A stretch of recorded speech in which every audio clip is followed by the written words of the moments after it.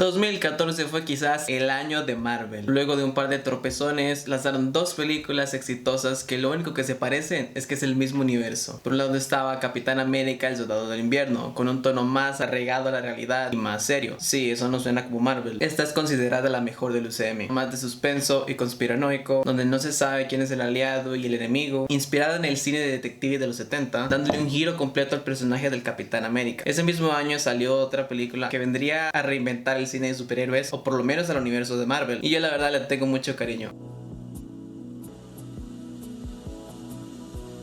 Arrancamos en el pasado y en la tierra. Un pequeño niño está en el hospital con su reproductor de música. Entonces vemos que su madre tiene cáncer y está, bueno, en su lecho de muerte. Tiene un último regalo para su hijo y le dice que no lo abra hasta que se haya ido. ¿Cuándo han visto que una película de superhéroes empiece así, con una escena tan triste? Y ya con solo eso vemos que no será una película cualquiera. Entonces el pequeño Peter sale corriendo muy adolorido y es abducido por una nave alienígena. Claro que todo eso le pasa el mismo día. Así arranca Guardianes de la Galaxia.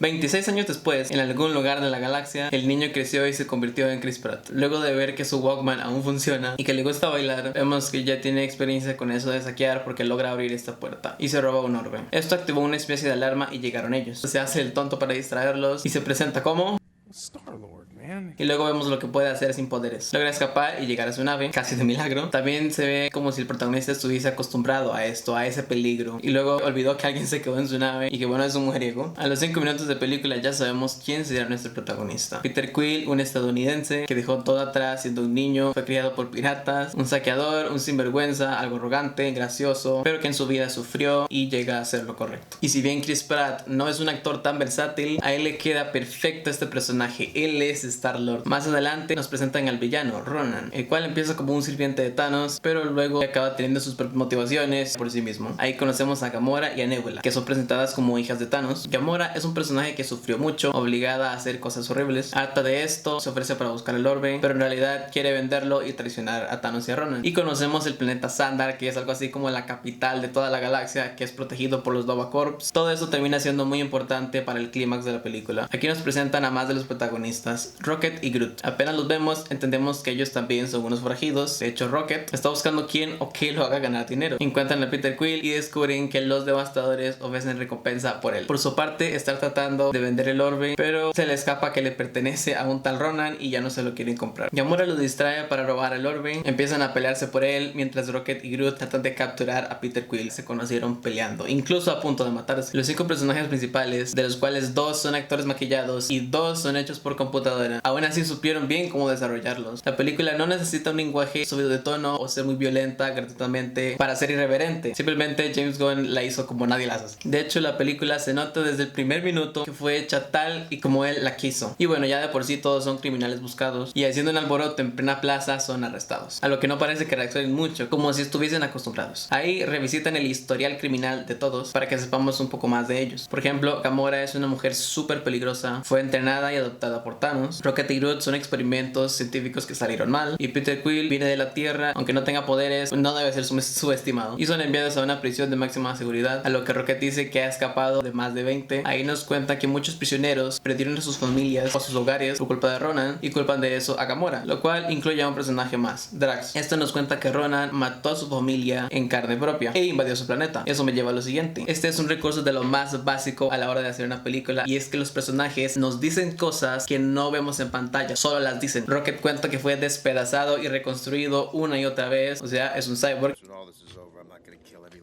Gamora cuenta que Thanos mató a sus padres enfrente de ella, la entrenó y la torturó hasta convertirla en un arma.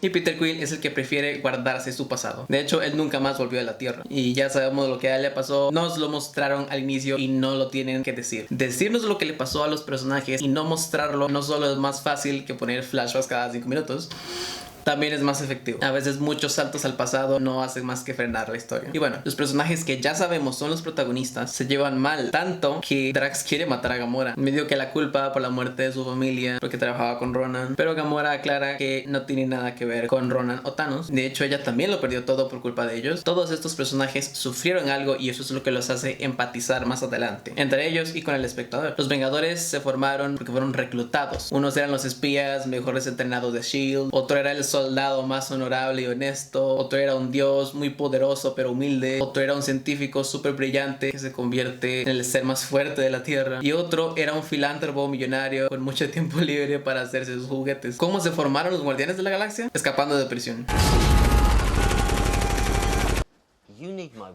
Y eso es solo para vender un arma que no saben qué es, ganar mucho dinero y luego seguir siendo forajidos. Mientras se están fugando, Peter revisa sus cosas y ahí está el orbe, pero se entera de que el guardia que tenía su Walkman no lo devolvió, así que se regresa por él, ya que es lo único que tiene, pues, que le recuerda a su madre. Y se dirigen a Nowhere para vender el orbe, que es un mercado o ciudad en medio de la nada dentro de la cabeza de un celestial. Y si no se han dado cuenta, el apartado visual de la película es precioso. Podemos agarrar cualquier escena de la película y pegarla en nuestra pared. Esta gente no solo tenía el dinero, sino que se tomaron el tiempo de que todo esto quedara bonito. A veces los efectos, si se hacen muy a la carrera, pueden quedar mal, aunque tengan buen presupuesto, así que hay que darle el mérito. Aquí tengo el cassette de la película, es una caja de metal en realidad. Y tengo la nave de los guardianes, aunque es muy pequeña. Y bueno, la película también hace buen uso de su soundtrack. Todas estas canciones están puestas para aportar al contenido. Combinan perfectamente con la escena en la que están. Escena triste, escena emocionante y así. También está el tema original, que es instrumental, muy bueno, y prefieren usarlo en las escenas de mayor intensidad o peso dramático. Ah, qué bueno que es Groot. Los protagonistas deben esperar al coleccionista para venderle el orbe. Así que mientras Rocket, Groot y Drax hacen esto,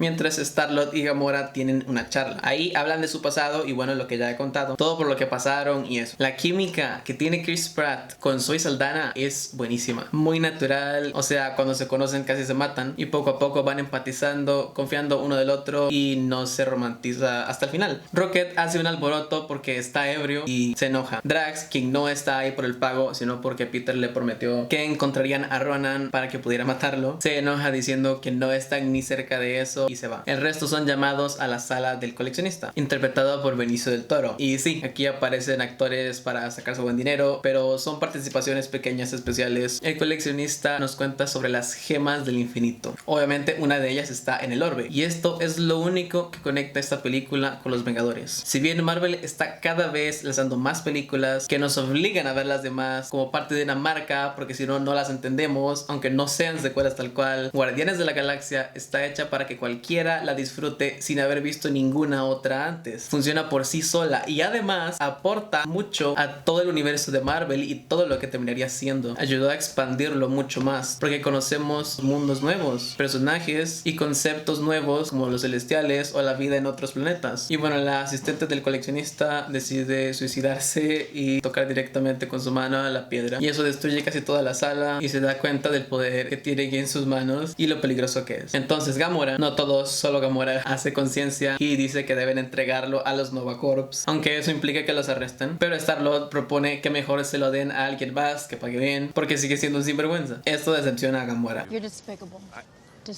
Por otro lado, Drax, que es un personaje muy impulsivo, hace enviar un mensaje para que Ronan aparezca sin importar las consecuencias, lo que hace que él se haga con el orbe, lo que hace que más adelante tengan que salvar a la galaxia. Pero antes tenemos esta batalla. Toda la película es un deleite a los ojos, la verdad. Drax se enfrenta a Ronan y no puede contra él, y eso que aún no tiene el poder de la gema, mientras Gamora es perseguida por Nebula, su hermana, que está loca y derribó su cápsula tratando de matarla. Y eso da pie a esta escena que es preciosa. Peter y Rocket, que presenciaron todo esto, ven a Gamora a punto de morir por falta de oxígeno. Peter quiere salvarla, pero Rocket le dice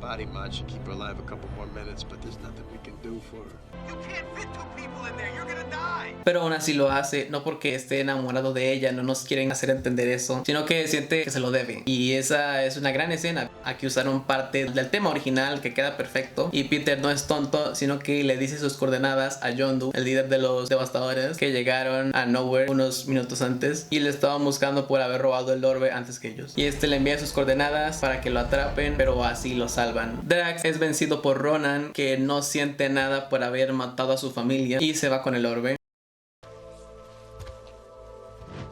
Toda esta parte fue para mostrarnos lo vulnerables que son los personajes, algo así como la caída de los guardianes. Están muy humanizados a pesar de ser, bueno, aliens. Si lo piensan bien, el único con poderes es Groot, el resto solo saben pelear o usar armas. Y aún así se dan la dicha de que los personajes sean graciosos. Y sé que no me tengo que tomar tan en serio una película donde los protagonistas son un mapache y un árbol, pero es que por Dios, se toma más en serio que otras películas donde los personajes son humanos. Sí hay comedia, pero es mucho más sutil que lo que terminaría siendo el humor de Marvel. No es una escena entera en la que hay un diálogo tonto y otro que están en peligro y nos tenemos que reír. No, no es así. Está bien ser gracioso, pero no hay que abusar. En fin, Rocket se enoja con Drax por haber dejado que los encontraran. Comprende que toda esa ira y odio comprimido era solo para cubrir su sufrimiento, algo para lo que Rocket o Peter prefieren usar el humor. Estos tres deciden ir a rescatar a Gamora y a Peter para luego recuperar el orbe. Pero Peter y Gamora están bien. Yondu perdona a Peter y la verdad que no hablo mucho de este personaje porque no tiene tanta profundidad. Los otros tres llegan a ayudarlos.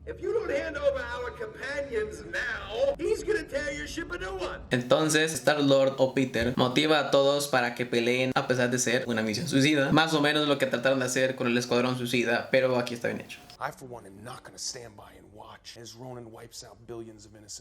Todos acceden porque se sienten algo responsables por lo que está por pasar o porque sienten que se lo deben a la galaxia y convencen a los devastadores de ayudarlos. Ronan tenía un trato con Thanos. Si recuperaba el orbe, destruiría Sandar por él. Y este villano tiene sus motivaciones, sus razones. No quiere destruir un planeta porque sí, sino que la gente de ese planeta ha estado en guerra con su raza por siglos. Y descubriendo que tiene una gema del infinito, decide traicionar a Thanos y trabajar para sí mismo. Y Nebula, quien es entre comillas hija de Thanos, decide irse con él de todos modos porque si no, no tiene nada que hacer. No le tiene rencor a Thanos porque él la trató mucho peor que a Gamora, la convirtió en una máquina por dentro y por fuera. Este personaje aquí no tiene mucha profundidad, pero termina siendo más importante para el universo de Marvel. Este es el personaje que menos pensamos sería una vengadora. Luego de verse cool, los muchachos llegan a Sandar, a la batalla final. Ignoremos que a Gamora le quedó un traje de devastador siendo mujer cuando todos ahí son hombres. También había uno para Rocket. Y no les importa mucho si viven o mueren. Si ganan, salvan la galaxia, se redimen y son libres. Y si mueren, al menos son libres de su sufrimiento. De todos modos, van con la ventaja de que Gamora sabe todo sobre las naves de Ronan e idean un plan. Además, avisaron a los Nova Corps por apoyo. Algunos criticaron el hecho de que van a salvar un planeta en el que ninguno de los 5 vive, pero no es eso. No es tan solo ese planeta, sino toda la galaxia. Y toda esta batalla es un destello visual, se ve preciosa, el CGI ha envejecido muy bien. Es 2014, tampoco es muy vieja la película y la verdad que me emociona por más veces que la siga viendo. De lo mejor que se ha visto en una de superhéroes. Una batalla así no la veríamos en una película convencional.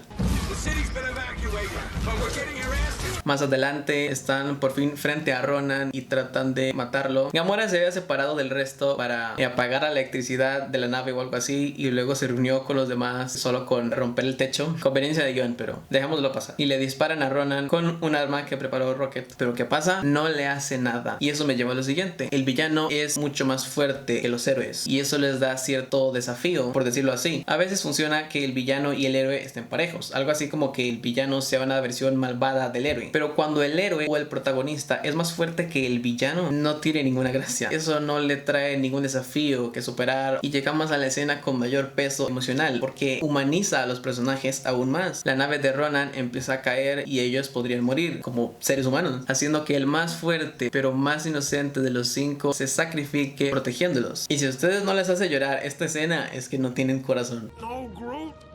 You can't. You'll die.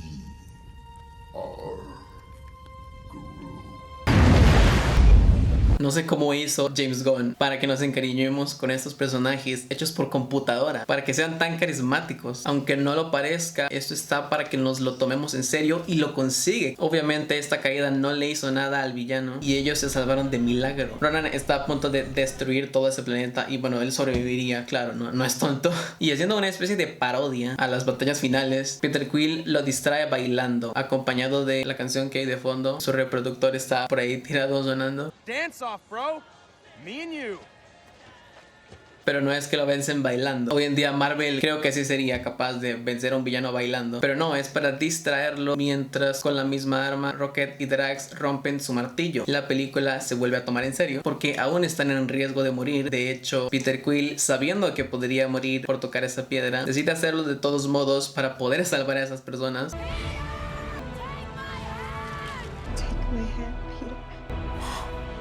Todos juntan sus manos para contener el poder de la piedra y así es como lo vencen, arrebatándole su propio poder. Él era mucho más fuerte que ellos, aún sin ese poder. We're the Guardians of the Galaxy.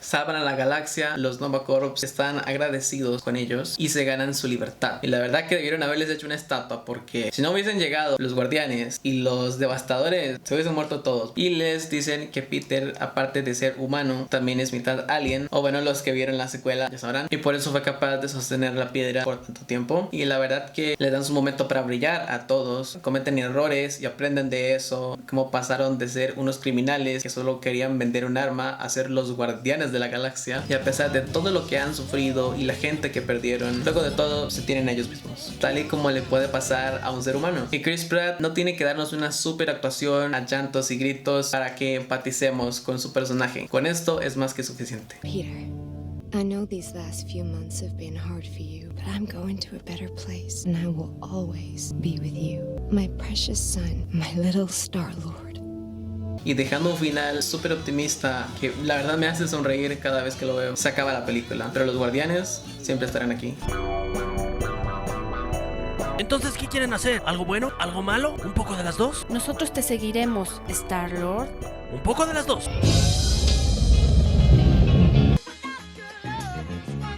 La película fue un proyecto muy arriesgado. Solo se podía haber hecho si tenían al 100% el control creativo, y eso no es fácil de tener. De hecho, se nota que no solo Marvel, sino otros estudios lo tienen cada vez menos, porque hay mucho dinero del estudio en juego. Basada en un cómic de los 60 que casi nadie leyó, en realidad el concepto de los Guardianes de la Galaxia fue reinventado, y los personajes que vimos aquí en realidad fueron creados como 5 años antes de que se hiciera la película, de los que nunca nadie había escuchado, quizá ni el fan más acérrimo de Marvel, que no habíamos visto ni siquiera en animaciones. Y bueno, Marvel se arriesgó y salió ganando. Demostraron que podían hacer una película sobre cualquier personaje que cualquiera pensaría sería una locura meter en una película, pero en su corazón, su creatividad, honestidad y el saber cuándo ser serio y cuándo ser cómico es lo que la hizo mantenerse vigente, como destaca no solo del universo de Marvel, sino de todo el cine de superhéroes. En una época donde los X-Men, Spider-Man y otros dominaban la taquilla, nadie pensó que Marvel terminaría construyendo un universo con estos. Es más, esta película nunca hubiese existido si Marvel no hubiese estado en bancarrota en los 90 y hubiese tenido que vender los derechos de sus personajes para hacer películas. No voy a entrar mucho detalle en eso. En la descripción voy a dejar un video de Álvaro Wasabi que explica más a fondo toda esa historia. ¿Quién se acuerda de los Cuatro Fantásticos? Nadie. Antes solo se podían hacer películas sobre los personajes más famosos, ya que eso garantizaba un éxito comercial, pero Guardianes de la Galaxia vino a demostrar lo contrario. No importa la popularidad de un personaje